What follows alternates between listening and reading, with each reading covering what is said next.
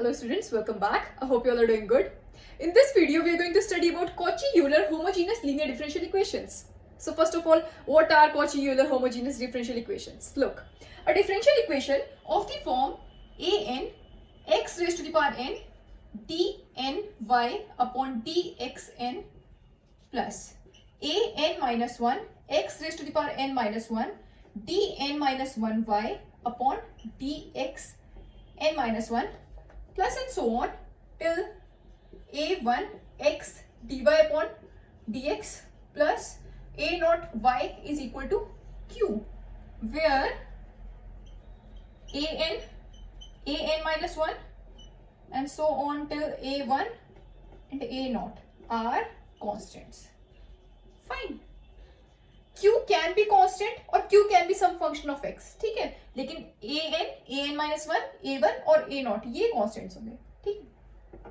तो इस differential equation को हम बोलते हैं Cauchy-Euler homogeneous linear differential equation. Fine, देखो इसको हम रिकॉग्नाइज कैसे कर सकते हैं कि कोई डिफरेंशियल इक्वेशन आपकी Cauchy-Euler homogeneous linear differential equation है। देखिए यहाँ पर क्या होता है कि जितने ऑर्डर का डेरिवेटिव प्रेजेंट होगा उतने ही डिग्री का एक्स प्रेजेंट होगा इसके साथ। यहाँ पर देखो ये डेरिवेटिव कितने ऑर्डर का है, n, ठीक है, तो यहाँ पर n डिग्री का x प्रेजेंट है, x की पावर क्या है यहाँ पर n।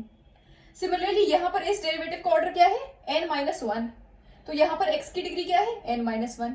यहाँ पर फर्स्ट ऑर्डर डेरिवेटिव प्रेजेंट है, dy बाई dx प्रेजेंट है ना, तो यहाँ पर x की पावर क्या है 1।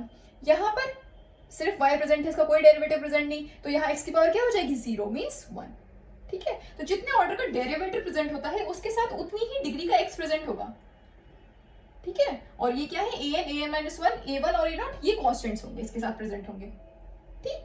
तो इस डिफरेंशियल इक्वेशन को हम बोलते हैं Cauchy-Euler homogeneous linear differential equation, ठीक है। अब हम इसको सॉल्व कैसे करते हैं, देखो इसको सॉल्व करने के लिए हम इसमें एक न्यू इंडिपेंडेंट वेरिएबल इंट्रोड्यूस करते हैं। किस तरह से, x is equal to e की power z, put x is equal to e की पावर z। ये सब्स्टिट्यूशन करने के बाद ये differential equation linear differential equation with constant coefficients में कन्वर्ट हो जाती है। और linear differential equation with constant coefficients को कैसे सॉल्व करते हैं ये हम पढ़ चुके हैं लास्ट वीडियोस में, ठीक है। तो उस तरह से फिर हम उसका जनरल सॉल्यूशन फाइंड कर लेते हैं, ठीक है। तो हम क्या करेंगे, इस डिफरेंशियल इक्वेशन में ये सब्स्टिट्यूशन करेंगे, x is equal to e की पावर z। फाइन, देखो कैसे, x is equal to e की पावर z है, मींस z को हम लिख सकते हैं log x, ठीक है। और इसको डिफरेंशिएट कर लो विद रिस्पेक्ट टू x, तो z का differentiation with respect to x क्या हो जाएगा, dz upon dx। log x का differentiation with respect to x क्या हो जाएगा, 1 अपॉन x, ठीक। अब देखिए dy बाई dx को हम लिख सकते हैं dy by dz upon dx लिख सकते हैं बाय चेन रूल, ठीक है।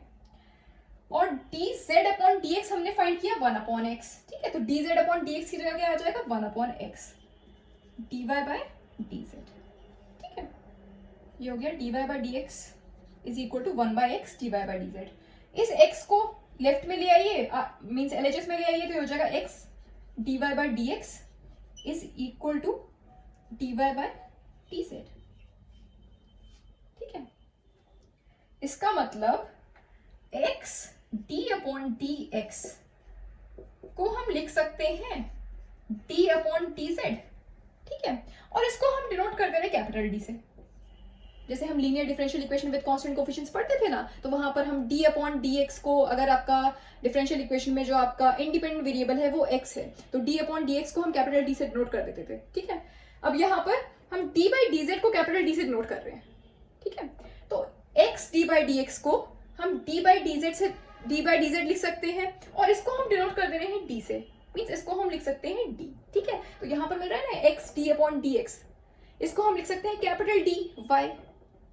फाइन, इसी तरह से एक्स स्क्वायर, इससे पहले वाला टर्म आपको क्या मिल रहा होता, a2x square d2y upon dx square. अब वहां पर हमें x square d2y upon dx square के प्लेस पर पुट करना है कुछ, तो उसके प्लेस पर हम क्या पुट करेंगे, देखिए इसके प्लेस पर तो हमें मिल गया x d अपॉन dx के प्लेस पर हम d बाई dz पुट करेंगे, मींस d लिखेंगे, ठीक है, इसके प्लेस पर।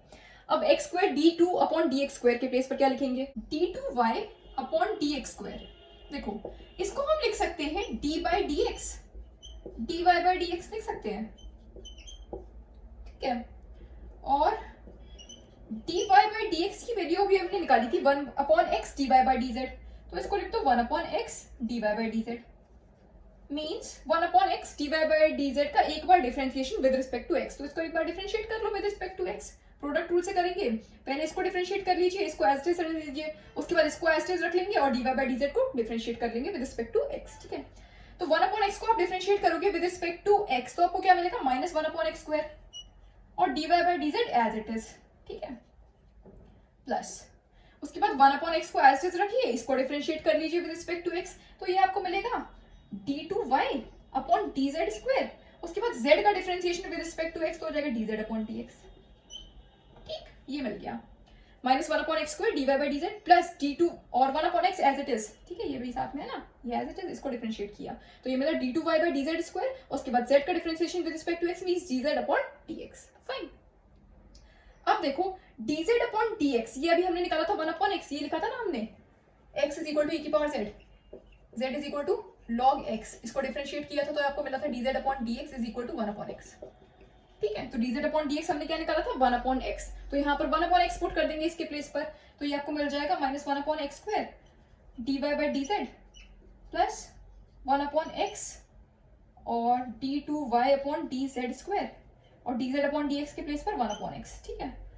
तो ये आपको मिल जाएगा d2y upon dx square is equal to -1/x square dy by dz और यहाँ 1/x into 1/x means 1/x square हो जाएगा d2y अपॉन dz स्क्वायर, यहाँ से हम 1/x स्क्वायर को कॉमन ले सकते हैं, 1/x स्क्वायर को कॉमन ले लिया, ठीक है। पॉजिटिव वाले टर्म को पहले लिख ले रहे हैं तो ये आ जाएगा d2y अपॉन dz स्क्वायर, यहाँ से माइनस में आएगा dy अपॉन dz, ठीक है। x स्क्वायर को अगर हम LHS में ले आए x स्क्वायर को तो ये हो जाएगा x square d2y upon dx square, ठीक है, इज इक्वल टू क्या मिलेगा d2y upon dz square minus dy by dz, ठीक। और इसको हम लिख सकते हैं d स्क्वायर माइनस dy लिख सकते हैं।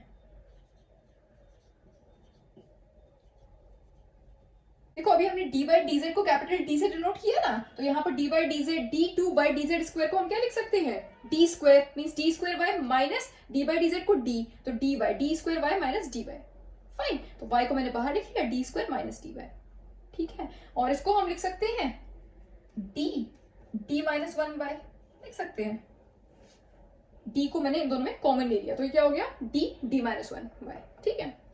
तो x d by d x को हम d से डिनोट कर सकते हैं, और अगर ये x square d by d2 by d x square हो, ठीक है, तो इसको हम किससे डिनोट कर देंगे d माइनस 1 से, ठीक है। इसी तरह से अगर x cube d3 upon d x cube हो तो इसको किससे डिनोट करेंगे d माइनस 1 d माइनस 2 से, ठीक है। इसी तरह से x की पावर 4d4 अपॉन dx4 हो तो उसको किससे नोट कर देंगे d minus 1 d minus 2 d minus 3 से। इसी तरह से अगर x की power n dn upon dxn हो तो इसको हम किससे नोट कर सकते हैं d minus 1 d minus 2 and so on till d minus n minus 1 आएगा, इस तरह से आएगा ब्रैकेट में n माइनस 1, ठीक है। देखो जब यहाँ पर डेरिवेटिव का ऑर्डर 2 है तो यहाँ पर क्या मिल रहा है आपको 1, ठीक है। जब यहाँ पर 3 है तो यहाँ क्या मिल रहा है 2, ठीक है। तो जब यहाँ पर n होगा तो यहाँ क्या आएगा n माइनस 1 लास्ट टर्म, ठीक है। तो d minus 1 d minus n minus 1, ठीक है। तो ब्रैकेट खोल दोगे तो ये आपको मिल जाएगा d माइनस n प्लस 1, ठीक।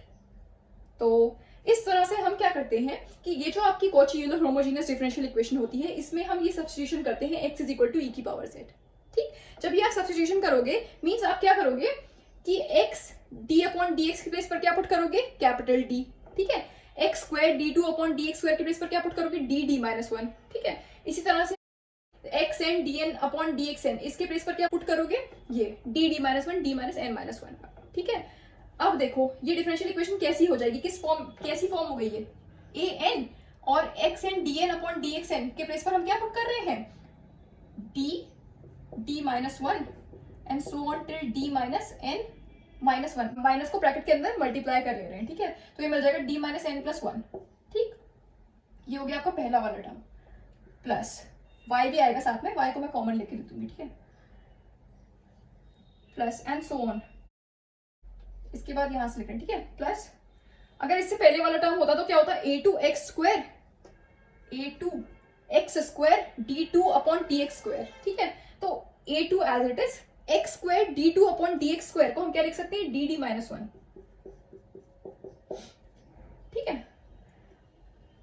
प्लस a1 और x d बाई dx को कैपिटल D से plus a naught y is equal to q. ठीक है, अब ये डिफरेंशियल इक्वेशन ये सब्स्टिट्यूशन करने के बाद इस फॉर्म में ट्रांसफॉर्म हो गई. ठीक है, an dd minus 1 till dn d minus n plus 1 plus and so on till a2 dd minus 1 plus a1 d plus a naught y is equal to 0. ठीक है, अब ये डिफरेंशियल इक्वेशन किस तरह की हो गई. अब यहाँ पर डेरिवेटिव्स के साथ कुछ तो नहीं आ रहा, कोई वेरिएबल तो नहीं आ रहा है ना, x तो नहीं आ रहा है, ये तो कांस्टेंट है an या an minus 1 आ रहा होता, a2 a1 a naught, ठीक है, ये तो कांस्टेंट है. ये डिफरेंशियल इक्वेशन कैसी बन गई, linear differential equation with constant coefficients. ठीक है, और इस डिफरेंशियल इक्वेशन को अब हम सॉल्व कर लेंगे. Linear differential equation with constant coefficients को हम कैसे सॉल्व करते हैं, इसमें हम पहले कॉम्प्लीमेंट्री फंक्शन फाइंड करते हैं, उसके बाद पर्टिकुलर इंटीग्रल फाइंड करते हैं, दोनों को ऐड कर देते हैं तो वो हो जाता है कंप्लीट सॉल्यूशन. ठीक है, इसी तरह से फाइंड करते हैं linear differential equation with constant coefficients का सॉल्यूशन. तो हम क्या करेंगे, अब इस डिफरेंशियल इक्वेशन के लिए कॉम्प्लीमेंट्री फंक्शन फाइंड करेंगे. ठीक है, उसके बाद पर्टिकुलर इंटीग्रल फाइंड करेंगे, फिर दोनों को ऐड कर देंगे तो वो हो जाएगा रिक्वायर्ड सॉल्यूशन. और सॉल्यूशन फाइंड करने के बाद लास्ट में हम क्या करते हैं कि z के प्लेस पर log x पुट कर देते हैं. ठीक है, ये सब्स्टिट्यूशन करने पर ही तो ये linear differential equation with constant coefficients बनी. लास्ट में आप क्या करोगे, सॉल्यूशन फाइंड करने के बाद z के प्लेस पर log x पुट कर दोगे तो वो हो जाएगा रिक्वायर्ड सॉल्यूशन. फाइन, तो अब इस पर बेस्ड कुछ क्वेश्चंस करेंगे जिससे आपको और अच्छे समझ में आएगा. So here the first question is solve x square d2y by dx square minus x dy by dx minus 3y is equal to x square log x. तो इसको सॉल्व करने के लिए सबसे पहले क्या करेंगे, इस डिफरेंशियल इक्वेशन को linear differential equation with constant coefficients में कन्वर्ट करेंगे. और कैसे कन्वर्ट करेंगे, x is equal to e की पावर z सब्स्टिट्यूट करके. ठीक है, फिर उस लीनियर डिफरेंशियल इक्वेशन को हम सॉल्व कर लेंगे. जो हमें सॉल्यूशन मिलेगा उसमें हम लास्ट में z is equal to log x put कर देंगे तो वो हो जाएगा रिक्वायर्ड सॉल्यूशन. फाइन, तो करते हैं इसको. Putting x is equal to e raised to the power z means z is equal to log x and denoting d by dz को मैंने क्या बताया, किससे नोट करेंगे, कैपिटल D से, and denoting d by dz by d, the differential equation becomes, क्या हो जाएगी आपकी differential equation, x square d2y by dx square के प्लेस पर हम क्या पुट करेंगे, d माइनस 1y, अभी बताया, तो d माइनस 1. ठीक है, y को बाहर लिख लेंगे. ठीक है, minus x dy by dx के प्लेस पर क्या पुट करेंगे, कैपिटल dy. ठीक है, तो ये हो गया कैपिटल D माइनस 3, y को बाहर लिख लिया मैंने. ठीक है, इज इक्वल टू, अब इसको भी तो आपको चेंज करना पड़ेगा, x स्क्वायर log x को x के प्लेस पर हम क्या पुट कर रहे हैं, e की पावर z, तो x स्क्वायर के प्लेस पर क्या पुट करेंगे, e की पावर 2z. ठीक है, log x को हम क्या लिख सकते हैं, z. अब ये डिफरेंशियल इक्वेशन आपकी कैसी बन गई है, linear differential equation with constant coefficients. ठीक है, इसको हम सॉल्व कर लेंगे. इसको सॉल्व करने के लिए क्या करेंगे, पहले कॉम्प्लीमेंट्री फंक्शन फाइंड करेंगे, फिर पर्टिकुलर इंटीग्रल फाइंड करेंगे, दोनों को ऐड कर देंगे तो वो हो जाएगा रिक्वायर्ड सॉल्यूशन. ठीक है, तो इसको हम लिख सकते हैं, d को ब्रैकेट के अंदर मल्टीप्लाई कर लीजिए तो ये मिल जाएगा d square minus d minus 3 y is equal to e की power 2z. z means d square minus 2d minus 3 y is equal to e की पावर 2z. ठीक है, पहले कॉम्प्लीमेंट्री फंक्शन फाइंड करेंगे. कॉम्प्लीमेंट्री फंक्शन फाइंड करने के लिए हमें क्या चाहिए होता है, ऑक्सिलरी इक्वेशन चाहिए होती है. तो ऑक्सिलरी इक्वेशन क्या हो जाएगी, the auxiliary equation is m square minus 2m minus 3 is equal to 0. ठीक है, अब इसके रूट्स फाइंड करेंगे, उसके बाद कॉम्प्लीमेंट्री फंक्शन. ठीक है, तो जिसने linear differential equation with constant coefficients वाली वीडियोस ना देखी हो तो पहले वो देख लीजिएगा. ठीक है, तो ये ज्यादा अच्छे से समझ में आएगा आपको.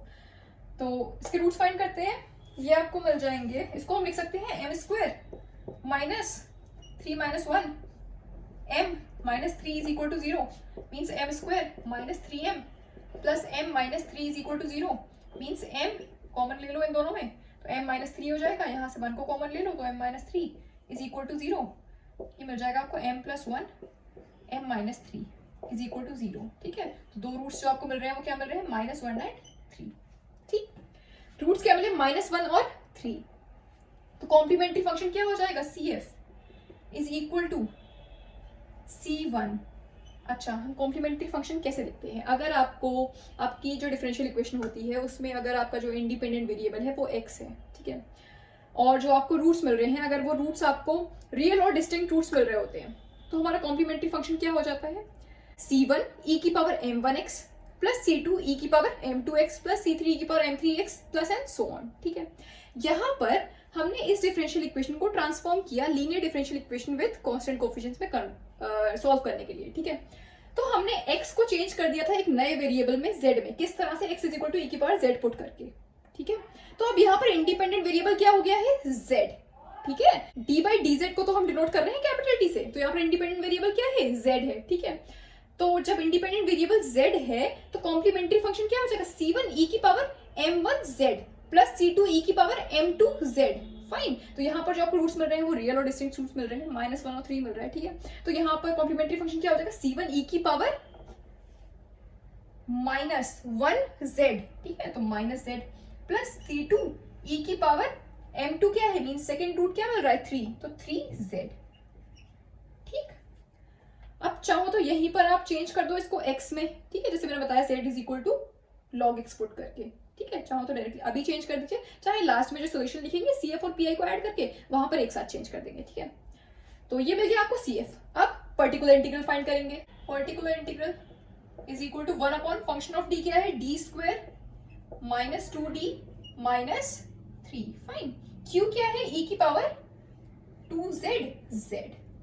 ठीक, अब q आपका कौन सी फॉर्म में है, e की पावर az v, e की पावर az v फॉर्म में है, जहां पर v क्या होगा, फंक्शन ऑफ z। ठीक है, तो v क्या है यहाँ पर, z। जब हमने linear differential equation with constant coefficients में पर्टिकुलर इंटीग्रल वाले केसेस पढ़े थे तो उसमें हमने एक केस पढ़ा था कि अगर आपका q e की पावर ax v फॉर्म में होता है तो हम पर्टिकुलर इंटीग्रल कैसे फाइंड करते हैं। इस केस में हम पर्टिकुलर इंटीग्रल किस तरह से फाइंड करते हैं कि फंक्शन ऑफ d में हम d के प्लेस पर d प्लस a पुट कर देते हैं, उसके बाद e की पावर ax को आगे ले आते हैं, उसके बाद जो आपको फंक्शन ऑफ d मिलता है उसको हम v पर ऑपरेट कर देते हैं। v क्या होता है यहाँ पर, फंक्शन ऑफ x। ठीक है, तो ये वाली फॉर्म है ना, e की पावर az v क्या है, फंक्शन ऑफ z है यहाँ पर। ठीक है, तो e की पावर 2z ये है आपका q। तो हम पर्टिकुलर इंटीग्रल कैसे फाइंड करेंगे, फंक्शन ऑफ d में d के प्लेस पर क्या पुट करते हैं, d प्लस a क्या है यहाँ पर 2, तो d के प्लेस पर क्या पुट करेंगे, d प्लस 2। ठीक है, तो ये आपको मिल जाएगा 1 अपॉन d के प्लेस पर d प्लस 2 पुट करेंगे तो 2d प्लस 2 का square minus 2d plus 2 minus 3। ठीक है, और e की पावर 2z ऑपरेट हो गया तो अब इसको आगे ले आए। ठीक है, यहाँ पर क्या आ गया, z। ठीक, अब जो मिलेगा उसको z पर ऑपरेट कर देंगे। ठीक है, e की पावर 2z 1 अपॉन, इसको थोड़ा सॉल्व कर लेंगे तो ये आपको मिलेगा, इसको होल स्क्वायर ओपन करोगे तो ये मिल जाएगा d square plus 4 plus 4d minus 2 को ब्रैकेट के अंदर मल्टीप्लाई कर लो तो माइनस 2d माइनस 4 मिल जाएगा, minus 3z is equal to e की power 2z 1 upon d square 4d minus 2d means 2d। ठीक है, और 4 माइनस 4 ये तो कैंसिल हो जाएगा, माइनस 3 मिल जाएगा। ठीक है, z। अब देखो z है मतलब कौन सी वाली फॉर्म बन रही है, जब हमारा q x की पावर m फॉर्म में होता है, यहाँ पर क्या मिल रहा है, z की पावर m मीन्स यहाँ पर क्या है, z की पावर 1 है, ये वाली फॉर्म बन रही है ना, z की पावर m। हमने पढ़ा था कि अगर हमारा q x की पावर m फॉर्म में होता है, ये होता है अगर हमारा q, तो हम पर्टिकुलर इंटीग्रल कैसे फाइंड करते हैं, फंक्शन ऑफ d में से हम लोएस्ट डिग्री टर्म को कॉमन ले लेते हैं, उसके बाद 1 प्लस फंक्शन ऑफ d या 1 माइनस फंक्शन ऑफ d वाली फॉर्म बन रही होती है, उसको हम न्यूमरेटर में ले जाते हैं, उसका इनवर्स हो जाता है, उसको हम बाइनोमियल से एक्सपेंड करते हैं और x की पावर m पर ऑपरेट कर देते हैं। ठीक है, इसी तरह से फाइंड करते हैं पर्टिकुलर इंटीग्रल में q is of the form x की पावर m। अब यहाँ पर q क्या है, z है, मीन z की पावर m वाली फॉर्म है, तो यहाँ पर हम क्या करेंगे, फंक्शन ऑफ d में से लोएस्ट डिग्री टर्म को कॉमन ले लेंगे, फिर 1 प्लस फंक्शन ऑफ d या 1 माइनस फंक्शन ऑफ d वाली फॉर्म बनेगी, उसको न्यूमरेटर मिल जाएंगे, उसका इनवर्स हो जाएगा, उसको एक्सपेंड कर देंगे बाइनोमियल से और उसके बाद z की पावर m, यहाँ पर क्या है z की पावर 1 मीन्स z पर ऑपरेट कर देंगे, ठीक है। तो यहाँ पर देखिए फंक्शन ऑफ d में लोएस्ट डिग्री टर्म क्या है -3, तो इसमें से हम -3 को कॉमन ले लेंगे, e की पावर 2z 1 अपॉन -3 को कॉमन लेंगे तो ये आपको मिल जाएगा 1 -2/3d -d² 3, ठीक है। जब आप -3 को कॉमन लोगे तो यहाँ पर आपको क्या मिलेगा -2d/3, ठीक है, -2d/3, ये वाले टर्म को मैंने पहले लिख लिया तो यहाँ गया 1, ठीक है। उसके बाद यहाँ पर क्या मिलेगा -d²/3, तो -d²/3, ठीक है, z, ठीक। अब इसको हम न्यूमरेटर में ले जाएंगे, ये हो गया आपका माइनस में e की पावर 2z/3, ठीक है। इसको न्यूमरेटर में ले जाएंगे तो ये हो जाएगा 1 माइनस को कॉमन ले रहे हैं इन दोनों टर्म्स में, ठीक है। तो ये मिल जाएगा 2/3d प्लस d²/3, इसका इनवर्स z, ठीक। अब इसको एक्सपेंड कर लो बाइनोमियल से, 1 माइनस एक्स की पावर -1 का बाइनोमियल एक्सपेंशन क्या होता है, सारे टर्म्स पॉजिटिव में आएंगे क्योंकि यहाँ पर भी नेगेटिव है, यहाँ पर भी नेगेटिव है, तो 1 plus x square plus x cube plus and so on, ठीक है। तो यहाँ क्या हो जाएगा 1 plus 2/3d plus d²/3 plus d plus फिर इसका whole square plus and so on, ठीक है, is equal to minus e की पावर 2z/3, ठीक है। और इसको एक्सपेंड करेंगे तो ये आपको मिल जाएगा 1 प्लस 2/3d प्लस d²/3, ठीक है, प्लस एंड सो ऑन, ठीक। इसके नेक्स्ट टर्म क्या मिलता, इसका होल स्क्वायर मिलता, ठीक है। लेकिन यहाँ पर देखो, यहाँ पर q क्या है आपका z है, ठीक। z को आप एक बार डिफरेंशिएट करोगे विद रिस्पेक्ट टू z तो आपको 1 मिल जाएगा, 2 बार से डिफरेंशिएट करोगे तो क्या मिलेगा 0 मिल जाएगा, ठीक है। तो यही वाला टर्म्स 0 हो जाएगा, मीन्स आगे वाले सारे टर्म्स क्या हो जाएंगे 0 हो जाएंगे, ठीक है। तो ये आपको मिल जाएगा माइनस e की पावर 2z/3। अच्छा, अब इसको ऑपरेट कर दो z पर, तो 1 into z means z plus 2/3d 2/3 और d of z means z का एक बार differentiation with respect to z, तो क्या मिल जाएगा 1, ठीक है। तो ये सिर्फ हो गया 2/3, ठीक। 2 बार डिफरेंशिएट करेंगे z को तो 0 मिल जाएगा, ठीक, मीन्स आगे के टर्म्स 0 हो गए, ये मिल गया आपको। पर्टिकुलर इंटीग्रल माइनस e की power 2z/3 z plus 2/3, fine. Hence the complete solution is क्या हो जाएगा complete solution, y is equal to cf plus pi, ठीक है। cf क्या मिला था हमें c1 e की power -z plus c2 e की पावर 3z, ठीक है। और pi क्या मिला माइनस e की पावर 2z/3 और ब्रैकेट में मिल रहा है z प्लस 2/3, ठीक है। अभी ये रिक्वायर्ड सोल्यूशन नहीं हुआ है,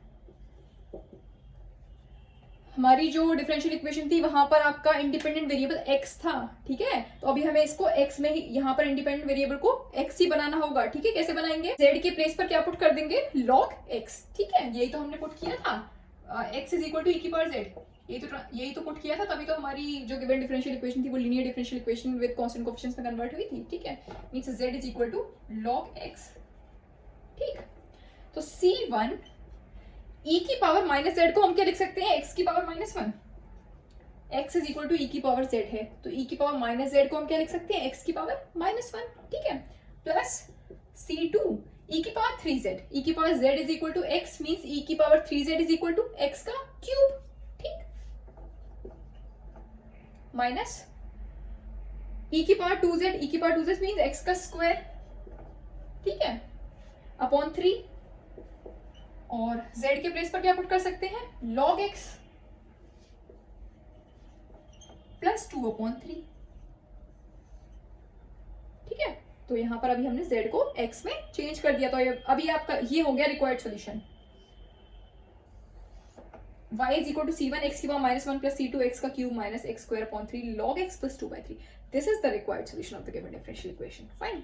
सो आई होप समझ में आया होगा आपको ये पूरा क्वेश्चन। एक और क्वेश्चन करेंगे इस पर based. So the next question is solve x² d2y/dx² plus 4x dy/dx plus 2y is equal to e raise to the power x, fine. तो इस डिफरेंशियल इक्वेशन को सॉल्व करने के लिए भी पहले हम इसको linear differential equation with constant coefficients में कन्वर्ट करेंगे। कैसे कन्वर्ट करेंगे, x is equal to e की पावर z सब्स्टिट्यूट करके, fine.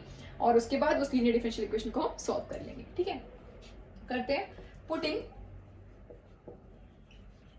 x is equal to e raise to the power z means z is equal to log x, fine, and denoting d by dz by d. The given differential equation becomes, क्या हो जाएगी हमारी given differential equation, x square d two y upon d x square के place पर हम क्या put करेंगे, d minus one y, fine, d minus one plus 4 x d y by d x place पर हम क्या पुट कर सकते हैं, डी वाई, तो ये हो जाएगा डी प्लस 2, ठीक है, y को बाहर लिख लिया, इज इक्वल टू ई की पावर, देखो यहाँ पर क्या है, e की पावर x, x के प्लेस पर हम क्या पुट करेंगे, e की पावर z, तो ये हो जाएगा e की पावर z, फाइन, d को ब्रैकेट के अंदर मल्टीप्लाई कर लो तो ये मिल जाएगा d square minus d plus 4d plus 2 y is equal to e raise to the power z, ठीक है, d square minus d plus 4d means plus 3d plus 2 y is equal to e की power z, fine. अब ये differential equation आपकी कैसी बन गई, linear differential equation with constant coefficients, ठीक है, हम इसको सॉल्व करेंगे। यहाँ पर q क्या है, e की पावर z, फाइन, तो उसको सॉल्व करने के लिए पहले कॉम्प्लीमेंट्री फंक्शन फाइंड करेंगे, फिर पर्टिकुलर इंटीग्रल फाइंड करेंगे, दोनों को ऐड कर देंगे तो वो हो जाएगा कंप्लीट सॉल्यूशन, ठीक है। कॉम्प्लीमेंट्री फंक्शन फाइंड करने के लिए हमें क्या चाहिए होती है, ऑक्सिलरी इक्वेशन चाहिए होती है, तो ऑक्सिलरी इक्वेशन क्या हो जाएगी, the auxiliary equation is m square plus 3m plus 2 is equal to 0। जब आप इसको फैक्टराइज करोगे तो ये आपको क्या मिल जाएगा, m plus 1 m plus 2 is equal to 0, ठीक है, मीन्स जो दो रूट्स मिलेंगे आपको इस इक्वेशन के लिए वो क्या मिल जाएंगे, m is equal to -1 and -2, ठीक है, रियल और डिस्टिंक्ट रूट्स मिल रहे हैं, तो आपका कॉम्प्लीमेंट्री फंक्शन क्या हो जाएगा, c1 e की power -1z means -z, fine, plus c2 e की पावर -2z, ठीक है, चाहो तो यहीं पर z is equal to log x substitute कर दो, चाहो तो जब सोल्यूशन लिखोगे तो वहां पर cf और pi में दोनों में एक साथ कर देना, ठीक है, तो ये हो गया आपका c1 e की power -z plus c2 e की पावर -2z, फाइन। अब पर्टिकुलर इंटीग्रल फाइंड करेंगे, 1 अपॉन फंक्शन ऑफ t क्या है, T square plus 3d plus 2, ठीक है, e की पावर z, हम इसको लिख सकते हैं d square plus 3d plus 2 को हम क्या लिख सकते हैं, d प्लस 1 d प्लस 2, ठीक। अब q क्या है यहाँ पर, e की पावर z, इसके लिए हम पर्टिकुलर इंटीग्रल कैसे फाइंड करेंगे, जब हम linear differential equation with constant coefficients पढ़ रहे थे तो क्या हमने कोई एक केस ऐसा पढ़ा था जिसमें अगर आपका q e की पावर x दे रखा हो तो हम पर्टिकुलर इंटीग्रल कैसे फाइंड करते हैं, ये पढ़ा, ऐसा तो कोई केस नहीं पढ़ा है, लेकिन हमने एक लास्ट केस पढ़ा था कि q आपका कोई भी फंक्शन हो x का तो हम पर्टिकुलर इंटीग्रल किस तरह से फाइंड कर लेते हैं, 1 upon d minus alpha q, ठीक है, q is any function of x, ठीक, तो हम कैसे फाइंड करते हैं पर्टिकुलर इंटीग्रल, e की power alpha x integration of e की power minus alpha x q dx, ठीक है। इसी तरह से अगर यहाँ पर होता d प्लस अल्फा तो यहाँ क्या आ जाता है, e की पावर माइनस अल्फा x, यहाँ पर आ जाता है e की power alpha x q dx, ठीक है, इसको सॉल्व कर लेते हैं, वो हो जाता है पर्टिकुलर इंटीग्रल, ठीक है।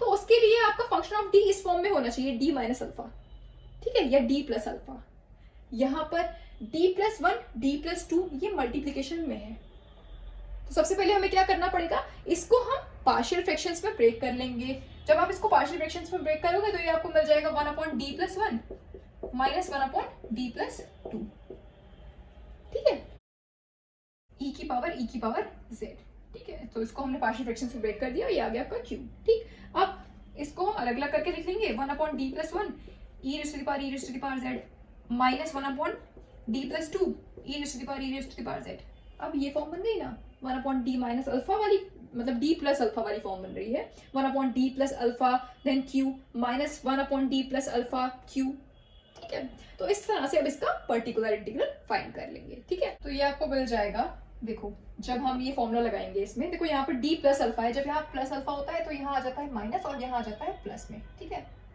ये हो जाता है, ठीक, तो ये हो जाएगा e की पावर अल्फा x, यहाँ पर जो आपका इंडिपेंडेंट वेरिएबल है वो क्या है, z है, ठीक है, तो ये क्या हो जाएगा, e की पावर अल्फा क्या है 1, ठीक, मींस माइनस में z, ई की पावर माइनस अल्फा एक्स होता है ना, तो यहाँ पर जो आपका इंडिपेंडेंट वेरिएबल है वो क्या है z, तो हो जाएगा ई की पावर माइनस अल्फा z, और अल्फा क्या है यहाँ पर 1, ठीक। तो ये हो जाएगा ई की power minus z integration of e की पावर क्या होता है alpha x, means alpha z हो जाएगा यहाँ पर, और अल्फा क्या है 1, तो ई की पावर z, ठीक है। q क्या है ई की पावर z, ठीक है, और integration with respect to z, fine. फिर नेक्स्ट माइनस, यहाँ पर अल्फा क्या है 2, तो ये हो जाएगा ई की power minus 2z integration of e की पावर 2z, और q क्या है ई की पावर z, फाइन, dz। इसको हम सॉल्व कर लेंगे, ठीक है, तो वो हो जाएगा आपका पर्टिकुलर इंटीग्रल। अब देखो इसको सॉल्व करने के लिए क्या करेंगे, दोनों इंटीग्रल्स में हम पुट करेंगे e की power z is equal to t। इसको इंटीग्रेट करने के लिए क्या करें, e की पावर z, इसको हम कैसे इंटीग्रेट करेंगे, इसको इंटीग्रेट करने के लिए हम क्या कर रहे हैं, e की पावर z को एक नया वेरिएबल मान ले रहे हैं t, ठीक है। इसको आप डिफरेंशिएट करोगे तो आपको क्या मिल जाएगा, e की power z dz is equal to dt, ठीक है। तो e की पावर माइनस z, दोनों इंटीग्रल्स में ये सब्स्टिट्यूट करेंगे ये वैल्यूज, ठीक है। तो e की पावर माइनस z, देखो ये क्या मिलेगा आपको, e की पावर z dz, e की पावर z dz dt है, ठीक है, तो मीन्स ये तो dt हो जाएगा। e की पावर z मीन्स e की पावर z के प्लेस पर क्या पुट करेंगे t, तो e की पावर t मिल गया सिर्फ, ठीक है। e की पावर z dz क्या हो गया dt, फाइन, माइनस e की power minus 2z integration of, अब देखो e की पावर 2z है यहाँ पर, ठीक है। e की पावर 2z को हम लिख सकते हैं e की पावर z लिख सकते हैं, e की पावर z मीन्स e की पावर 2z, ठीक है। e की power z dz is equal to e की power minus z integration of e की power t dt minus e की पावर माइनस 2z। इस इंटीग्रल में भी ये वैल्यू सब्स्टिट्यूट करेंगे तो आपको क्या मिल जाएगा, देखो e की पावर z dz ये हो जाएगा dt, ठीक है। e की पावर z के प्लेस पे क्या आ जाएगा t, ठीक, और e की पावर z मीन्स e की पावर z के प्लेस पर t, तो e की पावर t, ठीक है। e की पावर z के प्लेस पर क्या आ गया t, e की पावर z के प्लेस पर t, तो t e की पावर t, और e की पावर z dz के प्लेस पर dt, ठीक। अब इनको हम इंटीग्रेट कर लेंगे, ठीक है, बाद में t के प्लेस पर e की पावर z पुट कर देंगे, ठीक है। तो ये हो जाएगा e की पावर माइनस z, e की पावर t का integration with respect to t, e की पावर t, ठीक है, माइनस e की पावर माइनस 2z और t e की पावर t। अब इसको हम, ये यहाँ पर दो फंक्शंस मिल रहे हैं आपको, एक मिल रहा है t, दूसरा मिल रहा है e की पावर t, ठीक है। तो इसको हम बाय पार्ट से इंटीग्रेट करेंगे तो ये आपको मिल जाएगा, फर्स्ट फंक्शन किसको कंसीडर करेंगे t को, सेकंड फंक्शन e की पावर t को, ठीक है। तो first function as it is means t as it is, second function का इंटीग्रेशन, इसको बाय पार्ट से इंटीग्रेट कर रहे हैं, ठीक है। First function as it is, second function का इंटीग्रेशन मींस e की power t minus integration of first function का डिफरेंशिएशन मींस t का differentiation with respect to t क्या हो जाएगा 1, सेकंड फंक्शन का इंटीग्रेशन मींस e की पावर t का integration with respect to t, तो e की पावर t, ठीक है, dt is equal to e की पावर माइनस z e की पावर t माइनस e की power minus 2z t e की power t minus 1 dot e की power t means e की पावर t, e की power t का integration with respect to t क्या हो जाएगा e की power t, fine, is equal to e की पावर माइनस z। अब देखो, अब t हमने किसको लिखा था e की पावर z को, तो अब t के प्लेस पर क्या पुट कर दोगे e की पावर z, ठीक है।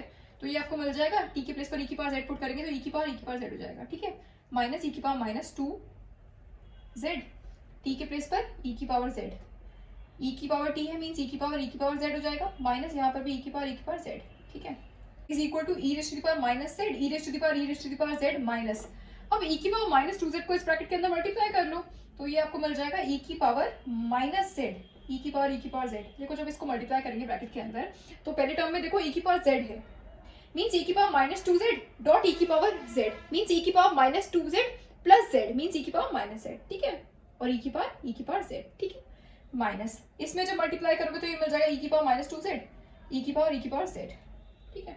अब देखो ये टर्म्स दोनों सेम है, ये पॉजिटिव में है ये नेगेटिव में है, तो ये हो जाएंगे कैंसिल, ठीक है। ये आपको मिल जाएगा e की power minus 2z e raise to the power z, ठीक है। ये हो गया आपका पर्टिकुलर इंटीग्रल, ठीक है, e की पावर माइनस 2z e की पावर z, ठीक। अब CF और PI को ऐड कर देंगे तो वो हो जाएगा कंप्लीट सोल्यूशन, उसके बाद z is equal to log x put कर देंगे, ठीक है, तो वो हो जाएगा required solution. Hence the complete solution is y is equal to C F plus P I, ठीक है। और सी एफ हमें क्या मिला था, C1 e की power minus z plus C2 e की पावर माइनस 2z, और पी आई क्या मिला है, e raise to the power minus 2z e raise to the power z, ठीक है। अब क्या करेंगे, z is equal to log x put कर देंगे, ये हमने सब्स्टिट्यूट किया था ना इसमें, x is equal to e raise to the power z means z is equal to log x is equal to e raise to the power, substitute करने पर ही तो हमारी जो गिवन डिफरेंशियल इक्वेशन थी वो linear differential equation with constant coefficients में convert हुई थी, ठीक है। तो अब हम इसको x में लिख लेंगे, ठीक है। तो ये आपको मिलेगा y is equal to C1 e की power z is equal to x है, मींस e की power minus z is equal to x की पावर माइनस 1, ठीक है, प्लस C2 e की power z is equal to x means e की power minus 2z is equal to x की power minus 2, ठीक है, plus e की power minus 2z means x की पावर माइनस 2, और e की पावर z इज x, ठीक है। तो e की पावर x, फाइन, ये हो गया C1 upon x plus C2 upon x square plus e की power x upon x square, fine. So this is the required solution of the given differential equation. तो I hope आपको समझ में आया होगा कि Cauchy-Euler homogeneous linear differential equations को हम कैसे solve करते हैं। इस पर बेस्ड कुछ और questions करेंगे in the next video. Fine. So that's all for today. Thank you very much.